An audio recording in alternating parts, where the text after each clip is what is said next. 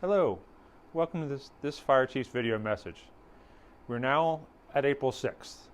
The pandemic is escalating around us. We are seeing changes in our community. We're seeing many changes across the country. And I wanted to give another update on a lot of different things and some other things that you will hear about as this week develops. My email last Thursday, my email about communications to the organization, that was very deliberate. That was very much purposeful because I owe you honest communications. You deserve honest communications. But partial communications was harmful and is harmful. And in conjunction with many others in the department and the county government, recognizing the importance of our health information security, HIPAA, we decided, and my message to you said, that I was not going to release future numbers about positive members of the service, and wanted you all to know the importance about taking care of each other, the importance about using the PPE correctly and on every incident, and that there was a change because I had committed to you all twice to provide you updates, and this message was that change. I appreciate your understanding. I appreciate you knowing that we are ensuring each case that if we find out a member is sick, we process that with FROMS, we process that with the folks at Disease Control Hotline of Dennis Avenue Public Health, and we will notify any coworkers who were on the same shift, worked together on a standby or a duty night, who need to and have a need for health information pertaining to a potential exposure to a coworker. That is our commitment to you, and I want to make sure everybody understands that. We will investigate each case that we're made aware of and determine if others have a work impact that would require them to self-monitor, self-quarantine, or seek additional guidance. Social distancing, that is and has become and will be a large phrase, a large part of our life for a good period to come. We are part of a family. We sit around the kitchen table together. We sit around the lineup table together. We work as these family units at each station and shift.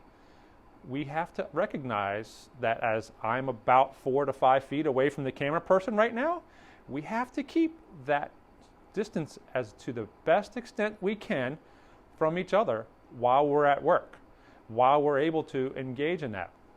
At lineups, at station training activities, station interaction points, we need to ensure each of you is doing your part.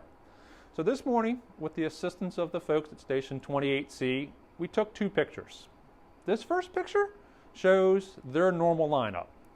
8 chairs at the table, 6 of them are full, and the 2 empty chairs are on one side, and everybody is sitting within reason of about 2 feet from each other as they go around the room. The second picture, you see everybody pushed back from the table. Probably could have changed. Somebody could have sat in one of those empty chairs on the other side, the 4th leg of the table, but we have to have each of you think about ways and means to keep social distance in your daily station interactions and activities.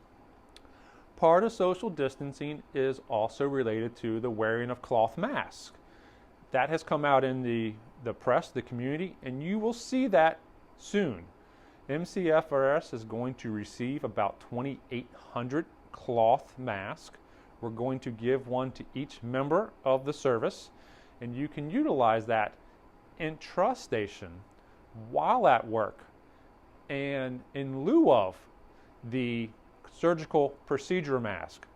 These cloth masks, information will be provided, but these are only for non-call activities. Intra-station, around the station, going out to the grocery store, other activities, going to a fuel pumps if you're having to go to one of the centralized fuel pumps. Still, everyone has to wear N95 when predicated, as well as surgical mask, procedural mask. They provide you a higher level of capability while engaged in medical operations. Those cloth masks are coming.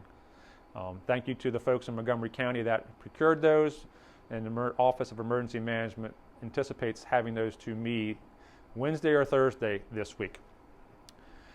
There are some changes coming at the PSTA. We are working on, Chief Sanford and all of the staff at the Academy are diligently working on getting some training back on track.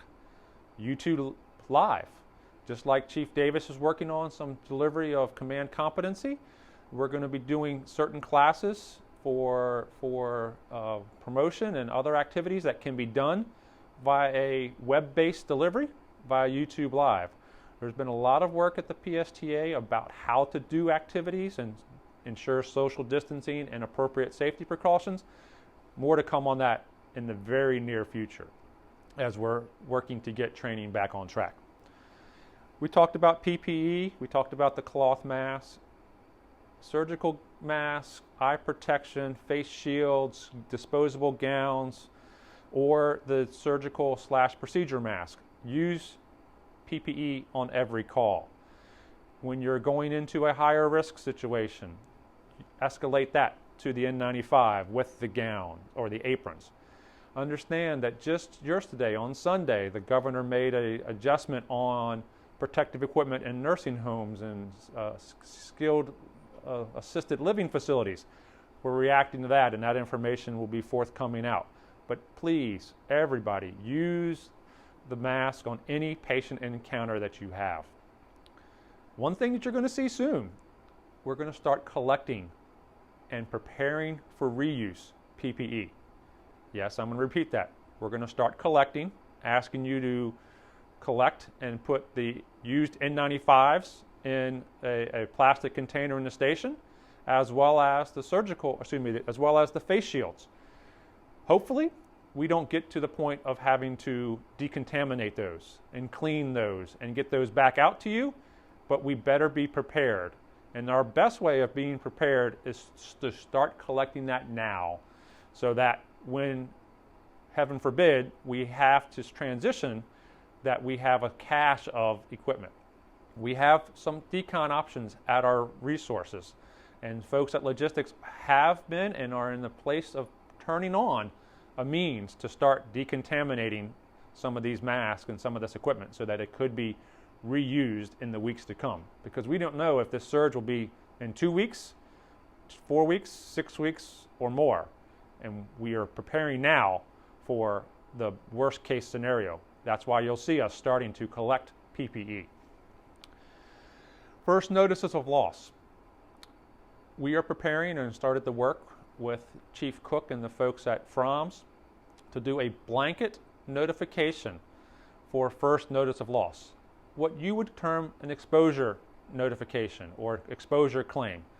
It is my intent to work with the folks in risk management and through the folks at FROMS that any member of MCFRS that has been riding apparatus since the beginning of the pandemic is submitted as a member in this batch report for first notice of loss.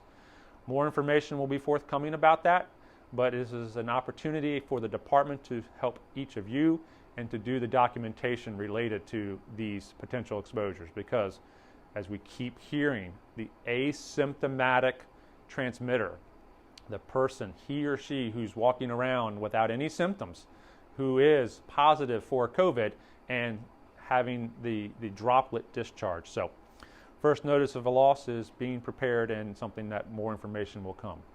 So again, take care of yourself, your physical well-being, your mental well-being. These are incredibly stressful times. Take care of your family, both your fire department family and your home family. Each is very important. Again, it's your home family that enables you to come to your duty night, to your work shift, and helps you be the great citizen supporter, the great responder to all of the residents' requests here in Montgomery County. So take care of yourself. Read that daily brief. Get that information and then make sure you're cleaning the station, helping yourself work and do your standby in a clean environment. Till the next time, thanks for everybody for what they're doing. You all are making a difference, and we are helping each other get through this situation. Take care.